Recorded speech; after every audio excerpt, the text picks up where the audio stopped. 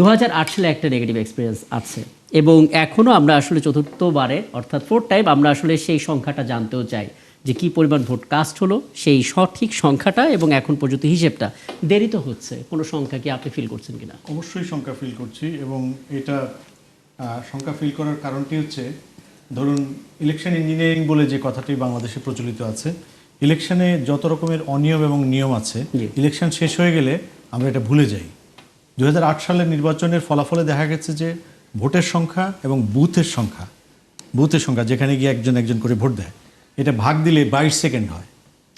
22 সেকেন্ডে ভোট যে সম্ভব না, এবং এখন এটা তাইলে প্র্যাকটিক্যাল মানে 22 সেকেন্ডে ভোট দেওয়া সম্ভব না। যেটা আমি আজকে দিলাম খুব কুইক দিয়েছি, তাতে আমার লেগেছে প্রায় 2.5-3 মিনিট। আমার 5 মিনিটের উপরে লেগেছে। ঘড়ি ধরে আমি ধরে নিলাম যে আমি একটু লেমম্যান বাট ফাস্ট, এই জন্য আমি 2.5-3 মিনিটে, আপনি অনেক কিছু মেনটেন করেছেন সেজন্য 5 মিনিট আছে, ঠিক আছে, বিভিন্ন পরিস্থিতি। আমি যদি 3 মিনিটও ধরি অ্যাভারেজ, তাহলে 22 সেকেন্ড এবং 3 মিনিটের মধ্যে কত ডিফারেন্স। এখন হয়তো দুটো ভোটের কথা বলা হচ্ছে, তাহলে 1 মিনিট করে যদি কম করি তাহলে হয়তো 2.5 থেকে 3.5-এর মধ্যে।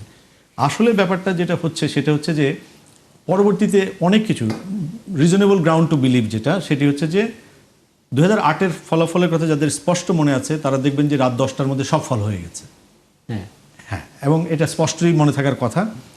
ফলটা শুরু হয়েছে 7টা 7:30 থেকে, প্রতি 10 মিনিট পর পর 5 জন 7 জন 10 জন করে হচ্ছিল।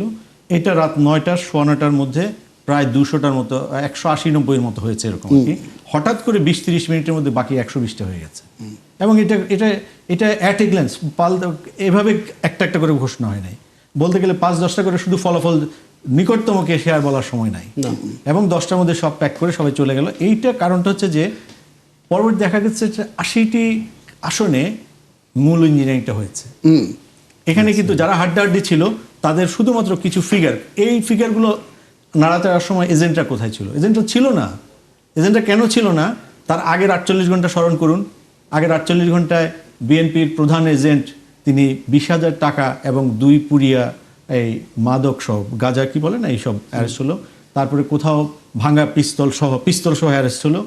এবং এটা কিন্তু 29টার মতো আমরা পত্রিকা রিপোর্ট করেছিলাম। তখন আমি লন্ডনে বাংলা টেলিভিশনে আমি নিউজ প্রেজেন্ট করি, সিএনই নিউজের প্রধান, এবং আমি ওখানে লাইভ শো করতাম নিউজ প্রধান হিসেবে। আমরা যখন আগের 48 ঘন্টায় এই তাণ্ডব দেখলাম, শুধুমাত্র বিএনপির এজেন্টরা তারা শুধু অ্যারেস্ট হচ্ছে, এবং কোনো প্রার্থী পাশ থেকে অ্যারেস্ট হচ্ছে এবং প্রার্থী দৌড়ে পালাচ্ছে।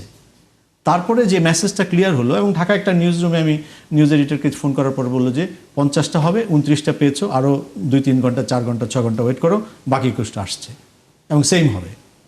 অর্থাৎ ওই 50টির মধ্যে হয়তো অনেককে ফিট করা যায় নাই ঠিক মতো, অথবা অনেকে নির্দেশ ঠিক মতো পালন করে নাই। পুরো প্রশাসনকে অনেক মেসেজ দিয়ে দেওয়া হলো, এবং এই 29 জনকে ধাওয়া খাওয়ার পরে, গ্রেফতার হওয়ার পরে আরও অন্তত কতজন যে পালিয়েছে, তার মধ্যে এই 80 জনের অবস্থা কি আছে আমরা এই গবেষণা কিন্তু রাজনৈতিক দল করেনি, এবং রাজনৈতিক দল এই প্রশ্ন করেনি। ডক্টর মঈন খান যখন ওই ডেটাটাকে জাতিসংঘ পর্যন্ত পৌঁছালো, তাদের যে উদ্বেগ ছিল, রাজনীতিতে যারা ভিকটিম হয়েছে তাদের কিন্তু সেই উদ্বেগটা কিন্তু আমরা পরবর্তী লক্ষ্য করি। এবং তাদের না হওয়ার কারণ ছিল 1/11-এর পর তারা হয়তো এতটাই ওই 1 বছর নির্যাতিত হয়েছে, তারা একটা স্কেপ রুট চেয়েছে যে একটা শান্তিপূর্ণ পরিস্থিতি আসুক। আরেকটা জিনিস আমাদের সম্মানিত ফেরদৌস ভাইয়ের সঙ্গে আমি সম্মান রেখেই বলছি, উনি দারুণ বলেছেন যে এই যে সোশ্যাল মিডিয়ার যে তাণ্ডব হয়েছে গত 15-20 দিন অথবা 2 মাস, 15-20 দিন হয়েছে ফাইনাল লেভেলে।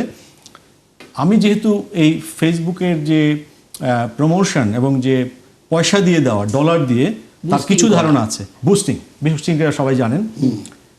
খেয়াল করুন, আমার রিজনেবল গ্রাউন্ড আছে এটা বিশ্বাস করার, যেহেতু আমি প্রতি ঘন্টায় প্রায় 200-250 কন্টেন্ট দেখতাম, এবং সেই কন্টেন্টের মধ্যে এক পক্ষের কন্টেন্ট ছিল 80-90%, 85%। এখন সেখানে কিন্তু আমি যেহেতু আমি লোগোগুলো দেখতাম পত্রিকার, টেলিভিশনের, ইভেন আপনাদের টেলিভিশনেরও, লিঙ্কে যেটা লেখা থাকতো অথবা ইয়েতে থাকে, ওটার সঙ্গে বাস্তবের কোনো সম্পর্ক নেই।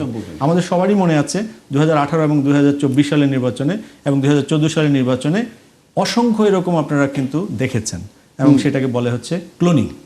বিবিসি, CNN, এটা সেটা সঙ্গে বিটি কিছু একটা লাগাই দেওয়া, সবই লোগোটোগো দেখা যাচ্ছে। এবং এটা কিন্তু ইউটিউব এবং ফেসবুক তারা কিন্তু 200 কোম্পানিকে ট্রিট করেছে, এবং তারা সবাই they are sponsored by Bangladesh Awami League government at the time, এবং এগুলোকে ওয়াশ আউট করে দেওয়া হয়েছে ইউটিউব এবং গুগল থেকে। আমি কথাটা এই জন্য বলছি, এইবারের যে সোশ্যাল মিডিয়া তাণ্ডব, এটা তদন্ত হওয়া উচিত ইলেকশন কমিশন থেকে অ্যান্ড পার্লামেন্টারি অ্যাকাউন্টেবিলিটি থেকে।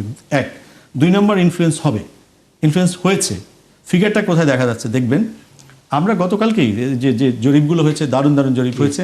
আমরা একটা জরিপের সঙ্গে সংযুক্ত ছিলাম, লন্ডনের যে প্রাচীন পত্রিকা 50 বছর কাগজ, আমাদের সাপ্তাহিক সুরমা এবং লোকাল একটা অর্গানাইজেশন CSI, এটা নতুন প্রতিষ্ঠান কিন্তু সামাজিক অনেকগুলো রিসার্চের সঙ্গে জড়িত। শিরোনাম হয়েছে সেখানে গতকাল। কিন্তু আমরা কিন্তু দেখেছি যে আমাদের যে অবজারভেশন এসছে প্রায় 80,000-এর উপর, 70,000 প্লাস স্যাম্পল ছিল এবং 1 মিলিয়নের মতো ডেটা ছিল 7 ডাইনামিক্সে। আমরা কিন্তু সেখানে স্পষ্টভাবে দেখেছি যে ফাইন্ডিংটা হচ্ছে যে ভোটের জামাত ইসলাম অতীতে সবসময় তাদের ভোটের সংখ্যা কিন্তু 9-11 এর মধ্যে ছিল, কখনো তারা একসঙ্গে করেছে। এর মানে এটা না যে আজকে তারা 40% পেতে পারে না। কিন্তু ব্যাপারটা হচ্ছে যখন আওয়ামী লীগ নাই, অনেকে তো বলতেই পারে যে জামাত তো 2 গুণ ভোট পেতে পারে, 3 গুণ ভোট পেতে পারে, কিন্তু ভোটের ডিফারেন্স যে একটা ইম্পর্টেন্ট জিনিস। আমাদের এই প্রেডিকশনে যেটি এসছে, স্টাডিতে যেটি এসেছে, বিএনপি সিটের সংখ্যা যাই হোক, ভোটের সংখ্যা কিন্তু 46.60, 2 to 3% প্লাস মাইনাস হতে পারে, অর্থাৎ 42-43% থেকে 49-এর বেশি কিন্তু হবে না। আর জামাত ইসলাম সেখানে 33% পাবে। একদম 33% বলতে এখানে 31 থেকে হয়তো 35-এর মধ্যে আশপাশ থাকবে। আর ভোটের হিসাব আর সিটের হিসাবের যে গেমটা আছে এখানে, এত ইয়ের পেছনে ডেফিনেটলি একটা বড় মিডিয়া হাইপ কাজ করেছে। গবেষণা হলে দেখা যাবে কোন পার্টি কতটুকু করেছে এবং ক্রিমিনাল ফ্যাক্টস এখানে কতটুকু। একদম। আমি একটা সেন্সিটিভ ডিসকাশনে যেতেই চাই, কারণ এই আলাপটা করা ভীষণ রকম জরুরি। মানে এই ন্যারেটিভটা তৈরি করার চেষ্টা করা হয়েছে যে আমাদের ইয়াং জেনারেশন, যাদেরকে আমরা জেনজি বলে থাকি, বোঝানো হচ্ছে যে তারা আসলে 71 নিয়ে খুব বেশি সিরিয়াস না, এটাকে খুব বেশি ভ্যালু দেয় না, তারা বাংলাদেশ 2.0, তাদের দৃষ্টিভঙ্গি কেবলমাত্র 2024-এর আগে কি হয়েছিল সেটা আমরা কেউ জানি না, এরকম একটা বোঝানোর চেষ্টা করা হয়। আজকে আমরা কিশোরগঞ্জে যে ফলাফল দেখলাম, বীর মুক্তিযোদ্ধা ফজলুর রহমান তিনি বলছিলেন যে 76,000 একটা ব্যবধান, ভোটের ব্যবধানে তিনি জিতেছেন এবং বিএনপির এটা হচ্ছে সবচেয়ে বড় ব্যবধানে যেটা কোনো একটা আসনে এবারের নির্বাচনে। এবং তিনি বলছিলেন যে এই নির্বাচনটা প্রমাণ করে যে মুক্তিযুদ্ধের পক্ষের যে শক্তিগুলো সেটা যুগ যুগ ধরে একটা লিগাসি ধরে টানছে। আপনি আসলে জেএনজি নিয়ে কতটা আশাবাদী হলেন এই ফলাফল? আমি আপনাকে বলি না, ফজলু ভাই যেটা বলছেন যে 74,000 ভোটের, সেটা ঠিক না। আরো অনেক বেশি মার্জিনে আপনার অনেকেই পাশ করেছেন। আমার পরিবারে একজন আছেন, আমার ব্রাদার ইন ল হবিগঞ্জ সদরে জিকে ঘোষ, সে তার চেয়ে ডাবল ভোটে ডিফারেন্সে পাশ করেছে। এখন আমি যে কথাটা বলতে চাচ্ছিলাম, জেএনজি যে কনসেপ্টটা, জেএনজি কনসেপ্টটা কিন্তু এটা একটা ইউনিডাইমেনশনাল কনসেপ্ট না, একরৈখিক একটা কনসেপ্ট না। জেএনজি কনসেপ্টটা কিন্তু মাল্টি ডাইমেনশনাল। এখানে বিএনপির লোকজন আছে, ছেলেমেয়েরা আছে, এখানে জামাতের ছেলেমেয়েরা আছে, এখানে বাম সংগঠনের ছেলেমেয়েরা আছে, এখানে কোনো দল করে না, অন্যান্য ইসলামিক সংগঠনের আছে, মাদ্রাসার ছেলেমেয়েরা আছে। কত পার্সেন্ট ছেলে মেয়ে কোন কোন জায়গা থেকে আসছে তার উপরে কিন্তু ছোটোখাটো কিছু গবেষণা হয়েছে। এবং যারা মারা গিয়েছেন তাদের ভিতরে কারা কোন দলের অ্যাফিলিয়েশন ছিল, কাদের কোন ধরনের অ্যাফিলিয়েশন, পলিটিক্যাল অ্যাফিলিয়েশন ছিল অথবা ছিল না, তার উপরে কিন্তু গবেষণা হয়েছে। সেই গবেষণার যে রিপোর্টগুলো আপনি আসেন, আপনি দেখবেন যে অ্যারাউন্ড 500 মারা গেছে আপনার বিএনপি থেকে। তাহলে জেনজিদের ভিতর থেকে যদি আপনি জেনজিদের ভিতরে বিশাল একটা অংশ বিএনপি আছে, একটা অংশ জামাত আছে, একটা অংশ আপনার এই যে মাদ্রাসা আছে, এইগুলো আছে। জেনজিরা যখন আন্দোলনটা করে 24-এর গণ অভ্যুত্থানে যখন জেনজিরা আন্দোলনটা করে, আমরা তো ছিলাম সেই আন্দোলনের একদম ফ্রন্টেই ছিলাম, সামনেই ছিলাম, ঢাকা বিশ্ববিদ্যালয়ে তো আমরাই ছিলাম। আমার চোখের সামনে আমরা যে জিনিসটা দেখতে পেয়েছি, জেনজিরা প্রতিটা মুভমেন্টে, প্রতিটা স্টেপে মুক্তিযুদ্ধকে সামনে রেখেছে। আপনারা সেই সময়টার কথা চিন্তা করেন যখন গান বাজছিল, সমস্ত মুক্তিযুদ্ধের গান বাজছে, সেখানে গানগুলো বাজছে। এখনো আপনি সবগুলা গান আপনি দেখেন, সব মুক্তিযুদ্ধের গান বাজছে।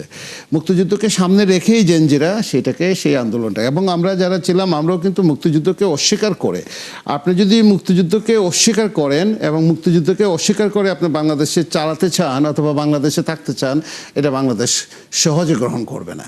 এদেশের মানুষ মুক্তিযুদ্ধকে অ্যাভয়েড করে, এদেশের মানুষ 90-এর গণ অভ্যুত্থানকে মানে অ্যাভয়েড করে, এদেশের মানুষ ইভেন 24-এর জুলাই অভ্যুত্থানকে আপনি অস্বীকার করে আপনি এই দেশে কোনো কিছু করতে পারবেন না। তার রেজাল্টটা আজকে কিন্তু দিয়ে গেল। আমি মনে করি আজকে যে রেজাল্টটা হচ্ছে বা হতে যাচ্ছে, সেখানে বাংলাদেশ জিতে গেল।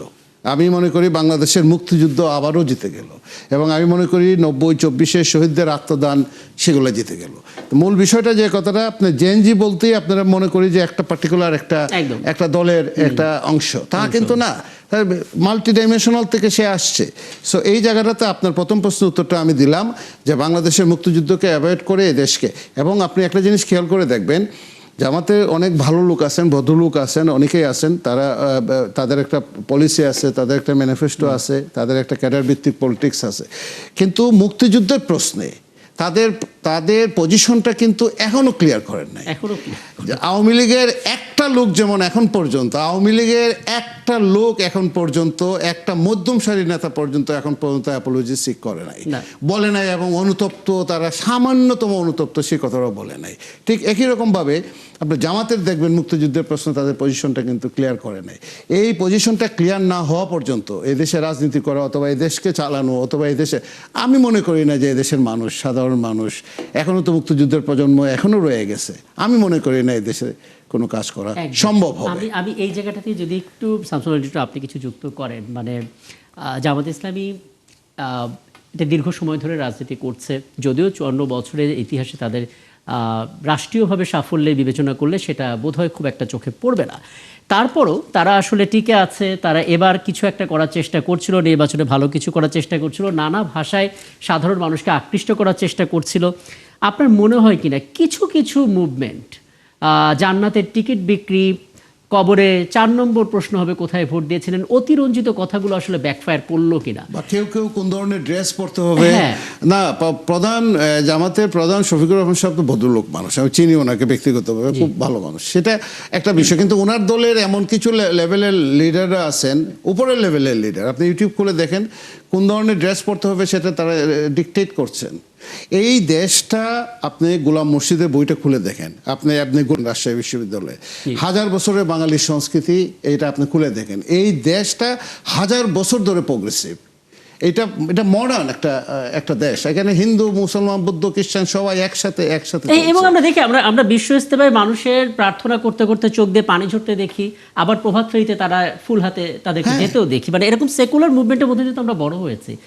কি বলবেন আসলে? জি, থ্যাংক ইউ। আসলে ব্যাপারটা হচ্ছে যে প্রত্যেকটি রাজনৈতিক দলের কতগুলো প্রোডাক্ট থাকে, কতগুলো মানে বেস্ট কতগুলো টেকনিক অথবা ওয়ার্ডিং ইউজ করা হয় যেগুলো অ্যাট্রাক্ট করার জন্য। যেমন প্রিভিয়াস গভর্নমেন্ট যারা প্রথমে স্বৈরাচার ছিল, তারপরে ফ্যাসিবাদী হয়েছে এবং ষোলগলা পূর্ণ করেছে, তারা কিন্তু ডিজিটালাইজেশনের কথা বলেছে, তাই না? তারপরে এসে তারা স্মার্ট বাংলাদেশের কথা বলেছে। তো এগুলো বলা হয়, কিন্তু তারা কিন্তু তাদের চূড়ান্ত পরিণতি কী হয়েছে আমরা দেখেছি। সত্যিকার অর্থে রাজনীতিতে অতিরিক্ত কথন যেমন খুবই ক্ষতিকর, এবং অতিরিক্ত আমরা কিন্তু মানে বেহেশত অথবা পরকালের সম্পর্কে আমরা কেউই জানি না। আমাদের ধর্ম আমাদেরকে নির্দেশ করে সেখানে কি হতে পারে অথবা না হতে পারে। যে কথাগুলো বলা হয় এটা খুবই বিপজ্জনক আসলে। আর ধর্মের আমাদের এই দেশটি তো আসলে ইসলামী মূল্যবোধের ভিত্তিতে, এবং এখানে ইসলাম নিয়ে রাজনীতি করার অধিকার ততক্ষণ পর্যন্ত আছে যতক্ষণ পর্যন্ত ধর্ম নিয়ে রাজনীতিটা নিষিদ্ধ করা না হয়। আর সেকুলার শব্দগুলোকে নষ্ট করে দেওয়া হয়েছে, আমাদের মুক্তিযুদ্ধের চেতনা ইত্যাদি নষ্ট করে দেওয়া হয়েছে, এগুলো আমরা সবাই জানি। আমি আজকে আপনি দুটো প্রশ্ন এখানে রেজ করেছেন, আসলে জেনজির প্রসঙ্গ এবং জামাত প্রসঙ্গ। জামাত প্রসঙ্গে আমি আজকের প্রেক্ষাপটে যদি দাঁড়াই, দেখুন গতকাল পর্যন্ত একটা পরিস্থিতি ছিল, আজকে নির্বাচনের মাধ্যমে যে পরিস্থিতির দিকে যে বাংলাদেশ যাচ্ছে, জামাতের আমির সাহেবের বক্তব্য একটু আগে শুনছিলাম, ওনার বক্তব্যটা আমার কাছে একটু ভিন্ন ধর্মী মনে হয়েছে। ওনার বক্তব্যের মধ্যে একটা ওয়েলকামিং, একটা নির্বাচিত এবং গতকাল পর্যন্ত তারা যা বলেছেন সেটা হচ্ছে তাদের নির্বাচনে জয়লাভের জন্য মানে যেই ব্যাপারগুলো বলা হয়, এটা আমরা যেমন মিথ্যা কথা বলে অথবা অতিরঞ্জিত বলে আমাদের যেমন পরকালে মানে একটা আমাদেরকে ফেস করতে হতে পারে তার জন্য, তেমনি ওনার জন্য এটা প্রযোজ্য। কিন্তু ওনার জন্য একটু বেশি প্রযোজ্য এই কারণে, যেহেতু তিনি ইসলাম যে আদর্শ এবং ইসলামের যে পরিণতিটা সম্পর্কে আমার চেয়ে উনি অনেক ভালো জানেন। তো সেই জন্য আরেকটা জিনিস খুব বিপজ্জনক, সেটা হচ্ছে ধরেন 250 সিটে জামাত ইসলাম জিতলো, আজকে যদি ব্যাপারটা এরকম হতো 50 সিটে জামাত ইসলাম পরাজিত হলো, তাহলে ওখানে কি আল্লাহর যে মাহাত্ম্য, আল্লাহর যে অবস্থান সেটা পরাজিত হলো? কেন আমরা ভোটকে আল্লাহর মাহাত্ম্যের সঙ্গে বীরত্বের সঙ্গে বড়ত্বের সঙ্গে আমরা এমালগেট করবো, মিশিয়ে ফেলবো? এবং ইভেন হ্যাঁ, একটা পার্টি ওনারা তো প্রচলিত ধারায় রাজনীতি করবেন, তাহলে এটা why not it is welfare party. ইসলাম তো আমরা সবাই ইসলাম, আমাদের এখানে 90% বেশি। এই জন্য এটা এই সংকটটা আগে আসে নাই, কারণ তারা ভিন্ন রাজনৈতিক পরিস্থিতিতে ছিল এবং সেখানে কিন্তু মানে এটা একটা রেটরিক ছিল যেখানে দমনের জন্য হাতিয়ার হিসেবে ব্যবহার করা যেত, এবং এটা জোট ছিল বলে জামাতকে দমন করতে গিয়ে বিএনপিকেও দমন করেছে, বিএনপিকে দমন করতে গিয়ে জামাতকেও দমন করেছে, এবং সেটার রিয়েলিটিতে আমাদের আজকের রিয়েলিটি। যাই হোক, আজকে জেনজি প্রসঙ্গে একটা কথা বলি। জেনজি ঠিক আওয়ামী লীগ যে কাজটা করেছিল, আওয়ামী লীগ যুদ্ধের অবশ্যই রাজনৈতিক নেতৃত্বের ভূমিকা ছিল, কিন্তু তাদের স্টলওয়ার্ড যারা ছিল 78 এমপি, তারা কিন্তু দেরাদুনে গিয়ে ট্রেনিংয়ে গিয়েছিলেন, রয়ের কাছে ট্রেনিং নেওয়ার জন্য। ফিরে আসার পর অক্টোবর মাসে এসে তারা প্রথমে তাজউদ্দিন সাহেবদের ওইটাকে ডিফাং করার জন্য অথবা তাকে খুন করার চেষ্টা করেছিল, একদিনের জন্য যুদ্ধ করে নাই।